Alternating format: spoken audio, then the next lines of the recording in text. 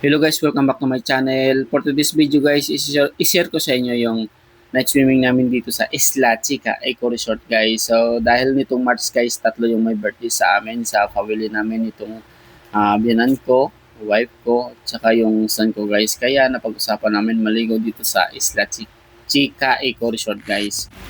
At ayun na nga guys, nandito na nga tayo sa Isla Chica Eco Resort guys. So sa wakas nakarating din tayo sa resort na ito guys. At saka napapansin ko dito guys, marami siyang puno.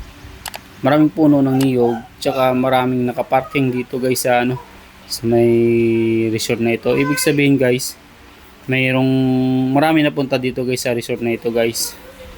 At ayun na nga guys, pumasok na kami dito sa resort na ito. So actually bago kami pumunta rito guys, nagtingin na kami ng bahay na matutuluyan dahil nga siyempre family bonding, kasama lang naman yung mga relatives ganun. So ayun guys, isang bahay na ito. So nagtingin kami, so good for 12 person is 9,000. So ayan, libre naman lahat guys, may tubig. So ayun guys, may CR sila, may shower. So tsaka guys, kung mahilig kayo dun sa ihaw, so kailangan nyo rin sabihin dun sa pinaka-in charge dito dahil nga mayroon naman silang ihawan. Libre naman yun guys. So kami kasi mayroon kaming dala na ihawan guys dahil. So ayun guys, tapos yung sa mga bed nila guys, so ang bed nila guys is mayroon silang double deck. So ang double deck nila dito guys is nasa apat apat na double deck tapos dalawang bed na single. Kaya ayan guys, napakaluwag talaga dito para sa amin guys dahil siyempre napakalaking bahay rin ito guys para sa amin. Actually guys, sinikot namin tong resort na to. So nakita namin guys, so marami talagang nagdadala dito ng tent guys dahil nga siyempre malawak. So pwede kang maglagay ng tent dito sa tabi guys.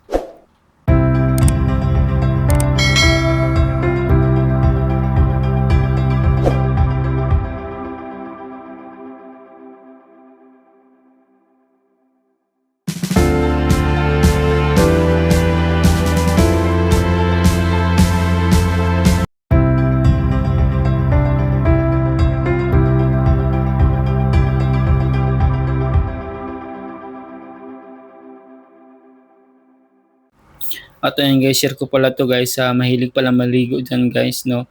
So mayroon talaga silang area na nilagyan nila ng net na sa mga gusto maligo, doon lang talaga pwedeng maligo dahil nga siyempre siguro para doon sa mga naliligo, para safe din guys yung mga naliligo dito guys.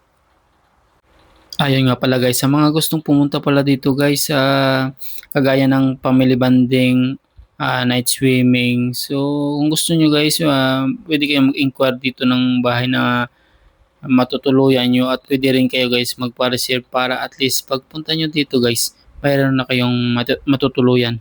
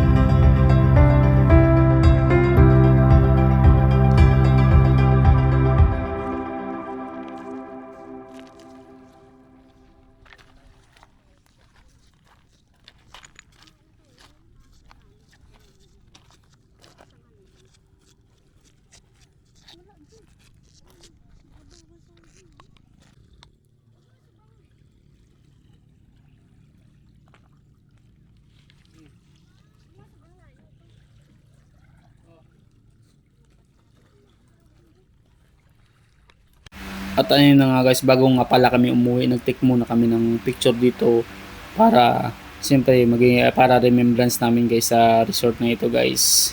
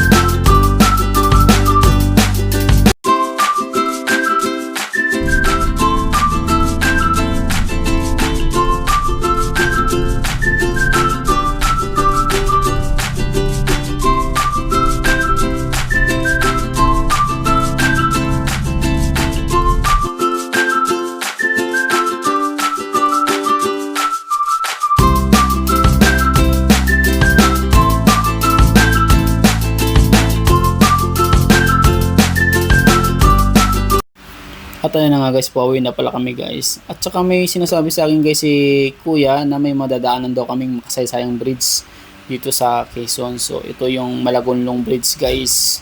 So ayan guys, dumaan muna kami dito guys sa Malagonlong Bridge. Ito ay naging construct guys ng 1841 tapos nag-open siya ng 1850. So napakatagal na pala itong bridge na ito guys. So guys, dumaan kami dito para mag picture. Siyempre, dadaan ka lang naman dito sa lugar na ito. At least daanan na lang natin guys yung mga ganitong sistema na makasaysayang bridge ganun. Para at least sulit naman ang gala natin dito guys.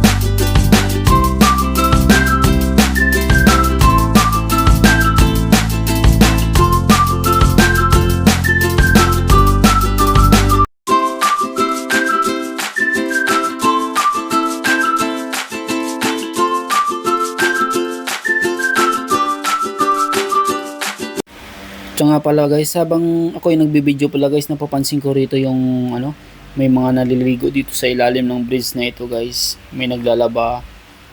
Ibig sabihin guys, malinis ang tubig na ito guys sa ilalim ng bridge na ito. Dahil nga guys, ang tubig dito guys is running water. Ayan guys, napakalaking bridge dito.